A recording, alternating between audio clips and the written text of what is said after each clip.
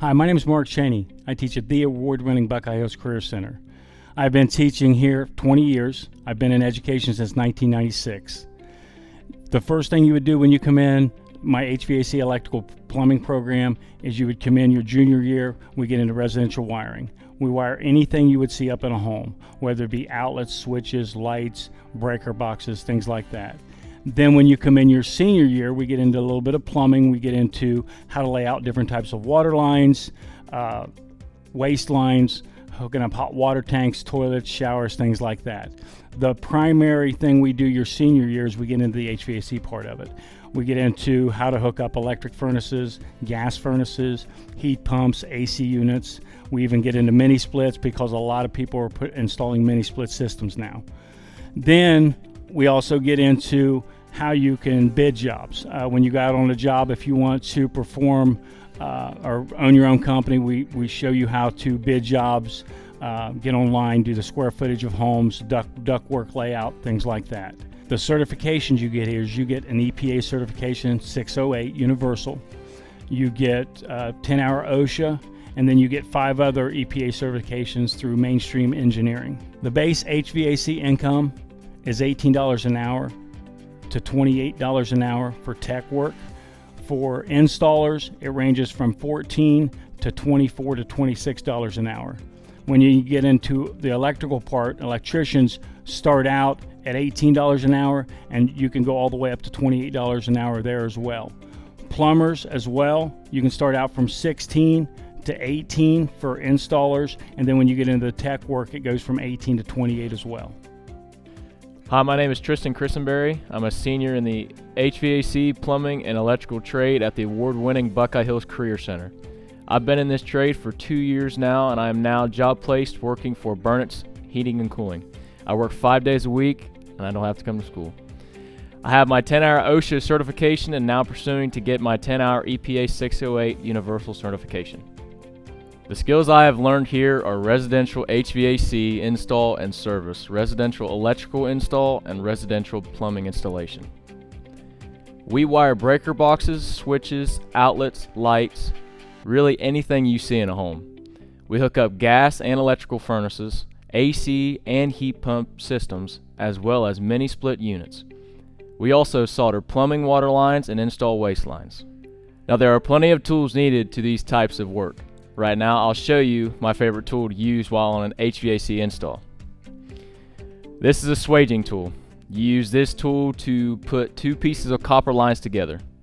This saves money on fittings needed for the job. The first step you take is to clean the copper on the inside. Use this tool to clean out the inside so you can connect both pieces. You take your correct size fitting. I use a 5/8 for a 5/8 copper line. Connect the copper to the fitting. Squeeze the trigger until it gets tight enough to the point where you can't really squeeze anymore, so you don't rip the copper. Just like that, you release it. Take your other piece of copper, and just like that, you can solder it up.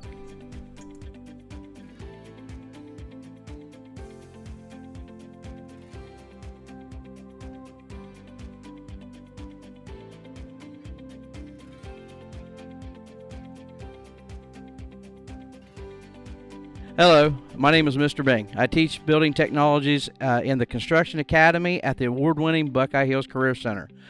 This program consists of 2-year program, Level 1 and Level 2. The credentials that you will earn in this class will be OSHA 10, EPA 608, Carpenters Union credentials, and also Power Tool certification. There are over 100 jobs available in the construction field at this time, including carpentry, masonry, road construction, and heavy equipment.